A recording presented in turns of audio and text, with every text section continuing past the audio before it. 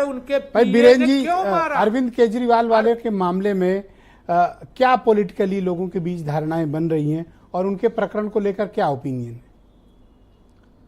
देखिए, बड़ी विचित्र सी कहानी बनती जा रही है। दिल्ली के मुख्यमंत्री अरविंद केजरीवाल के साथ किस्मत एक अजीब खेल खेल रही है और ये खेल कब तक चलेगा अभी शायद किसी को पता नहीं है, क्योंकि पहले उनको जेल हुई, फिर उनको बेल मिली, फिर वो जेल गए, कल फिर बेल मिली, आज फिर जेल में है वो।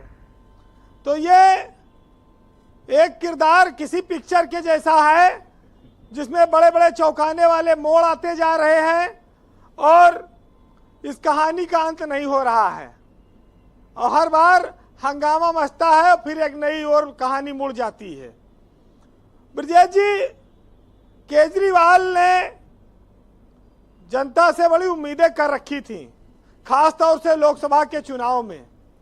उनके जेल जाने और जेल से बाहर आने के दौरान भी दिल्ली की जनता ने उन्हें एक भी सीट नहीं दी।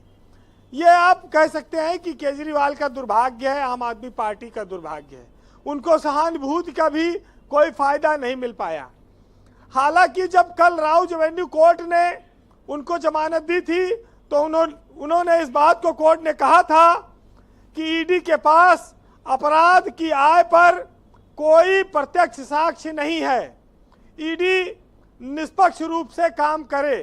ये बात जज साहब ने कही थी। लेकिन अब आप देखिए कि आज वो जेल, आज हाई कोर्ट ने उनकी उस पर रोक लगा दी और अभी निर्णय को सुरक्षित कर लिया है। तो बड़ी समस्या इस बात की है कि निचली अदालत से ऊपरी अदालत पहुंचने में जो तेजी हुई है उसको लेकर लोग विरोध कर रहे हैं कि इसमें कहीं ना कहीं बीजेपी का हाथ है।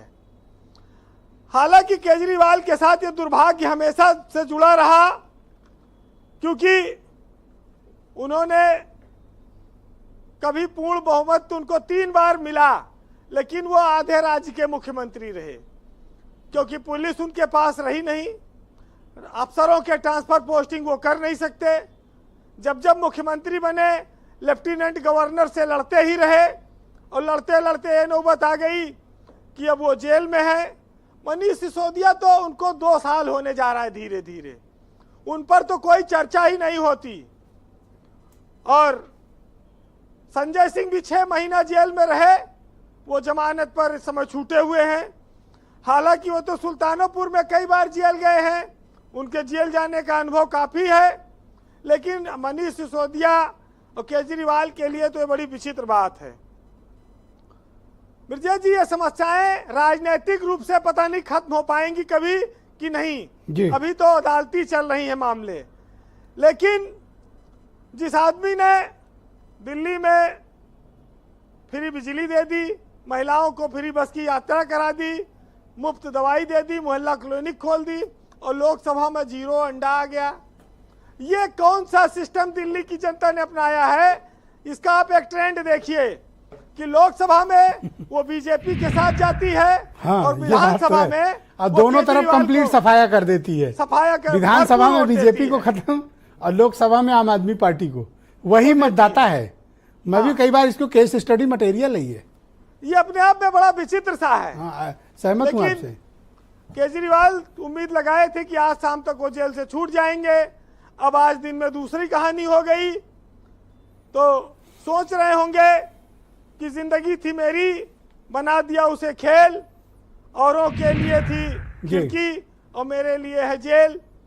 तो ये जेल का पीछा छूट नहीं रहा है। जी, कंक्लूड करें बीरेन जी। ये राजनीति में देखिए चाहे जो स्थिति बने, लेकिन विरोधियों के लिए भी लोकतंत्र में कहा जाता है बड़ा सम्मान होता था। हालांकि स्थितियां बदली, परिस्थितियां बदली। वो दौर भी लोगों को याद रखना होगा कि अमित शाह भी काफी समय तक जेल में रहे थे जब केंद्र में कांग्रेस की सरकार थी। आज बीजेपी की सरकार है, कांग्रेस के भी बहुत सारे नेता गए। तो राजनीति क्या बदले की भावना से काम नहीं करती है और केजरीवाल क्या उसके अपवाद नहीं है? ये सब तमाम सारी चीजें लोगों को सोचना होगा। जी। हालांकि राजनीतिक शुचिता और नैतिकता की बात करने वाले लोग जब अपने पर गुजरती है तो वो कहते हैं गलत है, दूसरे पर गुजरे तो सही है। ये हमेशा से इस देश में सियासत का नारा रहा है, उसका बयान है। लेकिन ब्रजेश जी, मुनव्वर राना एक बहुत प्रसिद्ध शायर है, उनकी बड़ी अच्छी शायरी है, आज इस मौके पर बड़ा मुफीद बैठती है, क्योंकि देश की न्यायपालिका सर्वोच्च है। वो जानना चाहेगी तो दूध का दूध पानी का पानी होगा। सुनिएगा कि मैं दहशतगर्द था, मरने पे बेटा बोल सकता है, और हुकूमत के इशारे पर तो मुर्दा बोल सकता है। और हुकूमत की तवज्जो चाहती है, ये जली बस्ती अदालत पूछना चाहे तो मलबा बोल सकता है। और कई चेहरे अभी तक मुंह जवानी याद है मुझको, कहीं तुम पूछ ना लेना, ये गूंगा बोल सकता है।